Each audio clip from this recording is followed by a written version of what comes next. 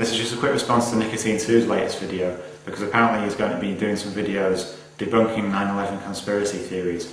Well, I'd just like to direct his attention to the article in the sidebar, which is the transcript of a lecture by David Ray Griffin, one of the foremost researchers into 9/11, and he's just about to release a book about the mysterious collapse of Building 7, pointing out various facts about the mysterious collapse of the building and facts which really need to be debunked in any credible debunking of the 9/11 conspiracy.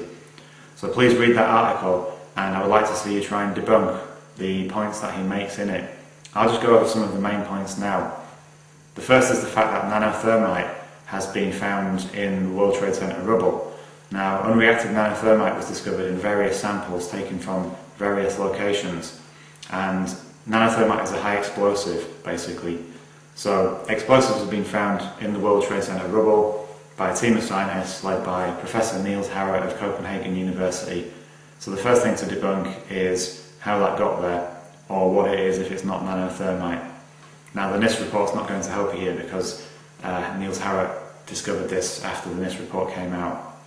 The second point I'd like you to debunk is the various eyewitness accounts of explosions taking place in Building 7.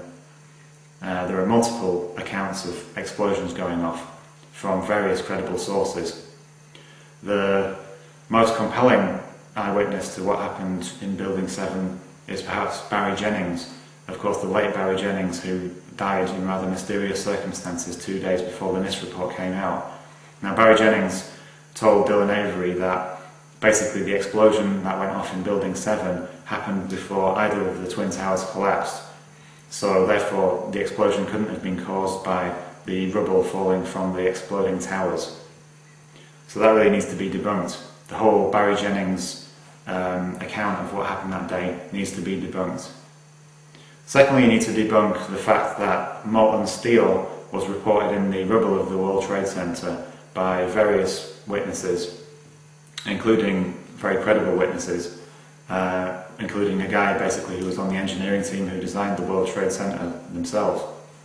So molten steel was seen in the rubble of the World Trade Center, and obviously that simply wasn't possible considering the temperatures needed to melt steel, which the fires simply wouldn't have done. And then, of course, we turn to the NIST report and NIST's account of how Building 7 collapsed that day, and the various inconsistencies between the original NIST report, the interim report, and the final report that they released. Various inconsistencies, notably the fact that in the first report they said the fires had gone out by a certain point in the day, and in the second one they said that the fires were still raging at that point in the day. Second inconsistency was the fact that in the first interim report they said that the girders were fastened to the floor by shear bolts, and in the final report they basically said that that wasn't the case, and that's what led to the collapse of the Building 7 because of thermal expansion. So complete contradictions there. But perhaps the biggest thing that needs to be debunked about Building 7 is the fact that NIST have basically admitted that the building collapsed, at least for a short period of time, at free fall speed.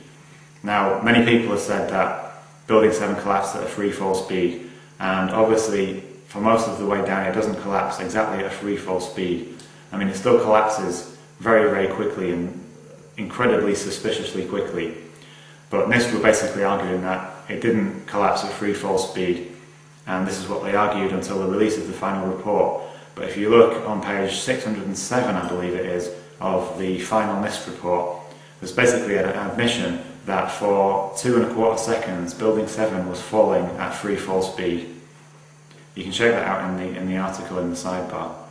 Now, the point of this is the building falling at free fall speed could only occur if there was absolutely no resistance in the tower, meaning that there could have been no concrete and no steel beams to support the building. It would have basically been falling through zero resistance. Now, this is completely defying the laws of physics, because nothing can fall at free fall speed if there is anything resisting its path. So NIST have basically admitted that the Building 7 collapsed at least for 2¼ seconds at free fall speed, and that really needs to be debunked in any serious, credible debunking of 9/11 conspiracy theories. If all of those points can't be debunked, then we can only conclude that Building 7 was brought down in a controlled demolition, and therefore it was a criminal conspiracy. I look forward to your videos.